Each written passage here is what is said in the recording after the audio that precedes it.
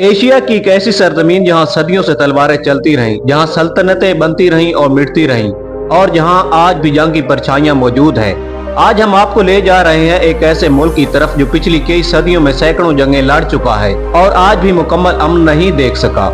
ये वही सरजमीन है जहां दुनिया की अमीर तरीन सल्तनतों ने जन्म लिया और जहां तारीख आज भी खामोशी से बोलती है।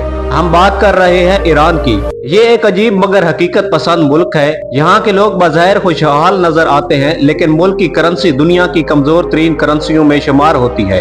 कहते हैं कि सैरस आजम और हजरत जुल्करनैन अलैहिस्सलाम का ताल्लुक भी इसी मिट्टी से था। ये बात ही इस सरजमीन की अजमत को ज़ाहिर करने के लिए काफी है। ईरान सकाफती और तारीखी खजानों से भरा हुआ मुल्क है।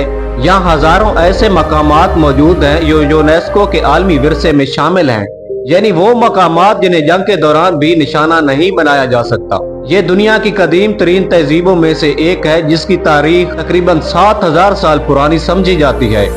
दोस्तों, ईरान मगरबी एशिया में वाक़या पाकिस्तान का हमसाया मुल्क है जो मशरिक वस्ता का नहायत खूबसूरत और तारीखी खित्ता माना जाता है। कदीम जमाने में इसे फारस के नाम से जाना जाता था। जोग्राफियाई लिहाज से ईरान नहायत अहम मुल्क है। ये तेल, कुदरती गैस और कीमती मदनियात से माला माल है। दुनिया का सबसे सस्ता पेट्रोल भी यहीं मिलता है, लेकिन आलमी पाबंदियों की वजह से ईरान अपनी ये दौलत खोलकर दुनिया को फराहम नहीं कर पाता। अगर नक्शे पर नजर डालें तो ईरान के शमाल में अर्मीनिया, अजरबैजान और तुर्कमेनिस्तान, मशरिक में पाकिस्तान और अफगानिस्तान, मगरब में तुर्की और इराक, जबकि जनूब में खलीज फारस और खलीज ओमान वाक़या है।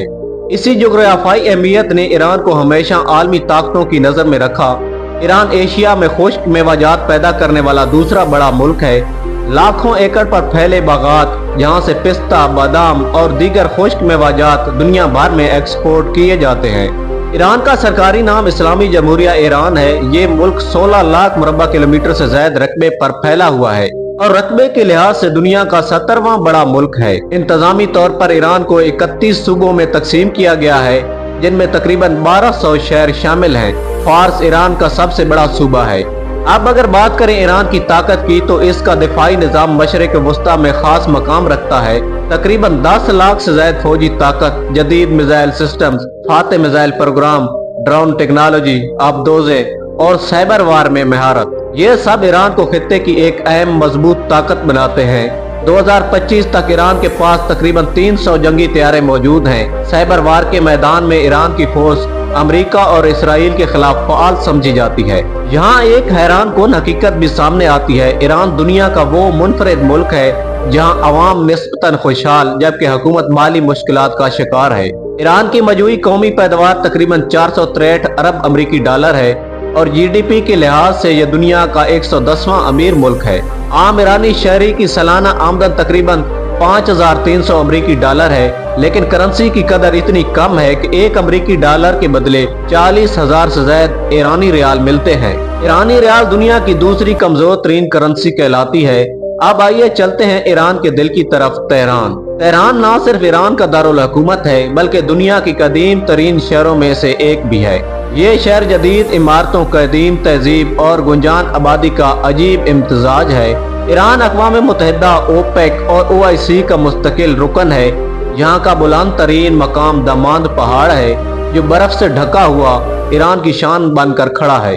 फारसी जबान ईरान की कौमी और सरकारी जबान है और दुनिया की कदीम तरीन जबानों में शुमार होती है। अक्सरियती आबादी फारसी बोलते हैं, जबकि तुर्क, कुर्द, बलोच और अरबी जबानें भी सुनाई देती हैं। ये खूबसूरत मुल्क है, कुदरती खतरात से भी खाली नहीं। ईरान जलजला खेज पट्टी पर वाक़या है, जिसकी वजह से यहाँ बारहा शदीद जलजले आ चुके हैं। 2025 के मुताबिक ईरान की आबादी 9 करोड़ से ज्यादा है, जिनमें अक्सरियत शहरी इलाकों में रहती है। 1503 में सफवी सल्तनत ने यहाँ इक़्तिदार संभाला और शिया मसलक को सरकारी मजहब करार दिया। आज भी इस्लाम ईरान का कौमी मजहब है, जहाँ मुख्तलिफ मज़ाहिब के लोग आबाद हैं। सेहत के लिहाज से भी ईरान किसी यूरोपीय मुल्क से कम नहीं। अस्फ़हान, जिसे निस्फ जहां कहा जाता है, ऐसा शहर है जहां तारीख, हुस्न और सकाफत एक साथ नजर आते हैं। आखिर में अगर तारीख के औराक पलटे तो 4000 कबल मसीह से लेकर सैरस आजम, सिकंदर आजम और फिर मुसलमानों की फतुहात तक ईरान हमेशा तारीख के मरकज में रहा है। یہ ملک صرف ایک ریاست نہیں، یہ ایک کہانی ہے جو آج بھی لکھی جا رہی ہے۔